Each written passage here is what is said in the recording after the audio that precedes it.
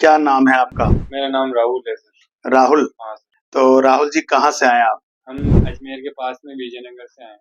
अजमेर के पास विजयनगर से आए हैं। विजयनगर। हाँ, और आप फर्स्ट टाइम आए मेरे फर्स्ट पास। टाइम आए।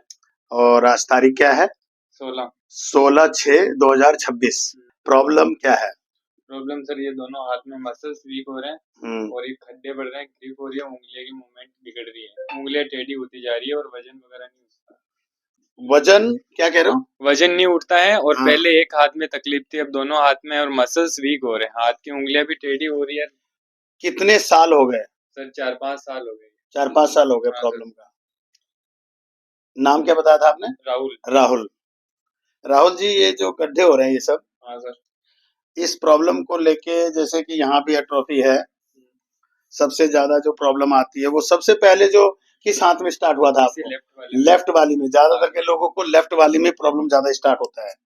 पिछले वीडियो में देखी होगी जो लेफ्ट में ही प्रॉब्लम थी उसको भी।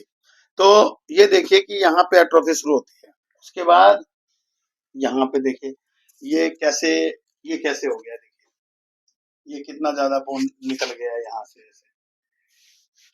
और एट्रोफी तो प्रॉपर है, यहाँ पे एट्रोफी तो देख ही रहे हैं आप कितना ज्यादा है। ये एट्रोफी, ये जो ऐसे करके देखे या ऐसे करके देखे, बहुत ज्यादा एट्रोफी है।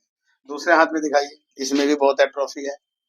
मतलब इनका कंडीशन देखिए कि क्या शरीर का है। अभी 24 के हैं, ये एज इनकी 24 है केवल। और एट्रोफी इतनी ज्यादा आ गई है, टेंशन इतनी बढ़ गई है कि खाना पीना कुछ लग ही नहीं रहा शरीर में, कहीं पे भी मांस मतलब सही से है नहीं। और सबसे इम्पोर्टेंट बात यह है, मैं आपको दिखाऊं कि हिरायमा के केस में इससे भी ज्यादा कंडीशन जो खराब होती है, हाथ पैर तो चलो सूखते ही हैं, इसमें हाथों में तो जो एट्रोफी आती है वो तो आती ही है। मैं आपको बता दूं कि इनका बैक साइड में दिखाता हूं मैं आपको। अब ये शोल्डर प्लेट जो है अपना, इनका देखिए कि कैसा पोस्चर हो चुका है, ध्यान से देखिए। ये कंडीशन देखिए आप कि ये मसल्स एट्रोफी यहाँ पे आ रही है, यहाँ पे आ रही है और इस जगह पे आ रही है। आपको कुछ चेंजेस नजर आ रही होगी इसके अंदर। एट्रोफी इतना ज्यादा यहाँ पे आया है, सूखापन, और इस जगह पे आया है, यहाँ का मसल्स खत्म है और यहाँ का मसल्स खत्म है। और ये जो चेंजेस है, ये कोई फर्स्ट पेशेंट नहीं है मेरे पास, ऐसे और भी पेशेंट्स आए हैं जिनको प्रॉब्लम ये जो हिरायमा की वजह से बैक साइड के मसल्स भी एट्रोफी हो गई है। तो आप लोग देखिए कि ये जो किसी किसी पेशेंट में बहुत कम समय में ये प्रॉब्लम बैक साइड में भी चला जाता है। पहले तो ये हाथों से ही शुरू होता है, स्टार्टिंग हाथों से ही होता है, पहले फोर आर्म्स, फिर ये अपनी सबसे पहले जो है हिरायमा के सिम्टम्स यही है कि सबसे पहले इनका जो सिम्टम्स होता है वो फिंगर्स सूखने शुरू होते हैं और ये सीधा नहीं कर पाएंगे, जैसे ऐसे स्ट्रेट नहीं कर पाएंगे प्रॉपर तरीके से। अब ये देखिए कि ये ऐसे करके देखिए, ऐसे ऐसे करके देखिए, नहीं होगा सर। नहीं हो रहा, नहीं हो रहा सर, बिल्कुल नहीं हो रहा सर। कोशिश करने पे नहीं हो रहा, बिल्कुल नहीं हो रहा। अरे इस वाले हाथ में सर ये 2 उंगलियां झुक रही है जो सीधी नहीं होती है। ये सीधी नहीं होती है। हाँ सर। तो मुझे ये बताइए कि ये जो 2 उंगलियां झुक रही है आपकी, हाँ सर। आप सीधी करने की कोशिश करो। कोशिश कर रहा हूँ लेकिन हो नहीं रही है सर। नहीं हो रही है, बिल्कुल नहीं हो रही है। हाथ से कर दूंगा तो हो जाएगा। हाँ, लेकिन वापस वहीं लेकिन जाती है। वापस वहीं का वहीं हो जाएगा। तो ये जो परेशानी है, सबसे पहले वेट कितना उठा पाते हो आप फिर? सर अभी तो कुछ 5 किलो भी मुश्किल है सर, लेफ्ट वाले हाथ से तो सर।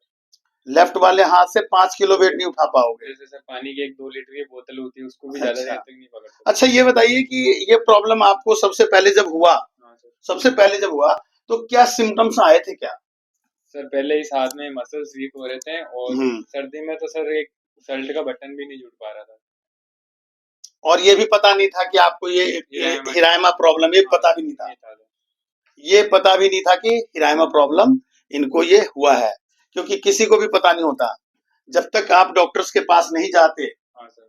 अच्छा ये बताइए कि कितने न्यूरोलॉजिस्ट के पास आप गए हो अभी तक? 5 या 6 न्यूरोलॉजिस्ट। 5 और 6 न्यूरोलॉजिस्ट। हाँ, क्या उनका मतलब हो रहा सर रिजल्ट? एक ही बात बोलते थे कि एसएमएस में मेरे को हिरायमा डिजीज बताया गया सबसे पहले, और फिर मेरे को बोला इसका इलाज नहीं है। और फिर मैं अहमदाबाद भी गया तो वहाँ पे भी बोला कि बीमारी का इलाज नहीं है और मेडिसिन वगैरह भी नहीं दी। फिर मैं जयपुर में एक हैंड सर्जन अमित मित्तल से मिला, उसने मेरे को सर्जरी की बोला, सर्जरी होने के बाद भी रिकवर नहीं होगा, ऐसा कुछ बोला मेरे को। भाई सर्जरी के बाद भी ठीक नहीं होगा, ठीक नहीं होगा बोल दिया। हाँ सर। फिर सर एक दो बार और भीलवाड़ा अजमेर भी दिखाया, वहाँ पे भी सर सेम मेरे को जवाब मिल रहा था सर। फिर मैंने आपका वीडियो देखा था लेकिन यहाँ पर आप आए तो मतलब मुझे पता है, आपने बताया कि मेरा वीडियो देख के आए हो। हाँ सर। लेकिन मुझे ये बताइए कि जो आपने कहा कि ये जो सर्जरी हुई थी, हाँ सर, ये कहाँ पे हुई थी? ये सर्जरी देखिए, ये इनकी सर्जरी हुई पड़ी है यहाँ से लेके यहाँ तक। कितना 19 टाँके बताए थे आप? 19 टाँके सर।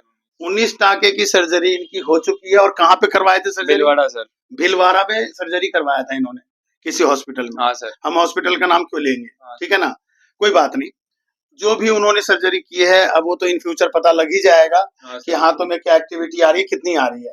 जब हमारी मेडिसिन स्टार्ट होगी तो आपको पता लग जाएगा खुद ही। देखिए मैं आपको बता दूं, जितने भी हिरायमा के पेशेंट्स हैं, मैं कोई भी एक्सरसाइज उन्हें बिल्कुल नहीं बताता। केवल और केवल आप अपने हाथों का एक्सरसाइज करिए, नेक का कोई भी एक्सरसाइज आपको नहीं करना है, आपको लोगों को बता दूं। और मेरे पास आने से पहले आप लोग किसी अच्छे डायग्नोसिस सेंटर से अपना सर्वाइकल स्पाइन का एमआरआई जरूर करवा के आए। और दूसरी बात, एमआरआई जो होनी चाहिए वो आपकी हिरायमा प्रोटोकॉल के अकॉर्डिंग होनी चाहिए। मतलब जो एमआरआई करवाने जाएंगे तो या तो हमारे सेंटर में कॉल करके आप प्रिस्क्रिप्शन आप मंगवा सकते हैं, जिसपे हिरायमा प्रोटोकॉल को फॉलो करते हुए एमआरआई हो। क्योंकि आप लोग क्या करते हैं कि जब आप जाते हैं एमआरआई करवाने के लिए या किसी भी डॉक्टर से आप कहते हैं कि मुझे तो सर्वाइकल स्पाइन का एमआरआई करवाना है, हिरायमा के लिए एमआरआई करवाना है, तो वो केवल सर्वाइकल स्पाइन का एमआरआई लिख देते हैं।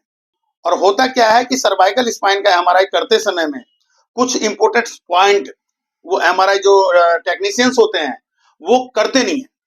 अगर आप ये उसके अंदर मेंशन करवाएंगे कि हिरायमा प्रोटोकॉल के अकॉर्डिंग होना चाहिए, तो वो एमआरआई हिरायमा प्रोटोकॉल के अकॉर्डिंग होगा तो एक अच्छी रिपोर्ट निकल के आएगी, जिससे कि हमें जो पॉइंट्स होते हैं हिरायमा के, जो सिम्टम्स होते हैं, जो हमें सर्वाइकल एरिया में देखना होता है सारी चीजें, तो वो मुझे अच्छे से पता लगे कि क्या क्या वर्टिब्रास के अंदर प्रॉब्लम्स हैं, स्पाइनल कॉर्ड कितनी कंप्रेस हो रही है, या और भी बहुत कुछ। ठीक है ना।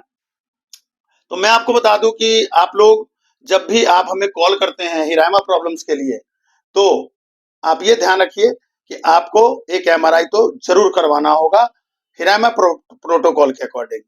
तो मैं आपको बता दूं कि हिरायमा प्रॉब्लम बिल्कुल ठीक होता है, कोई भी पेशेंट नेगेटिव नहीं होना है। भाई साहब भी अपने मेहनत से ही इलाज करवा रहे हैं, क्या भाई साहब? हाँ सर, बिल्कुल।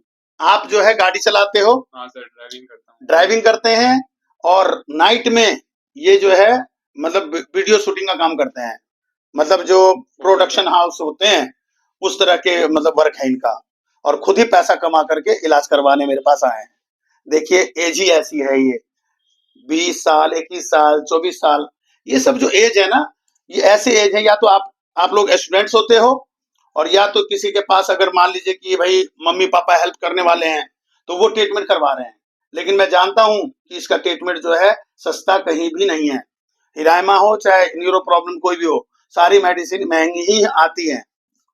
तो मैं आपको बता दूं कि सभी लोग सारे स्टूडेंट्स ही हैं कहीं ना कहीं, तो भाई साहब भी अपना मेहनत करके इलाज करवा रहे हैं।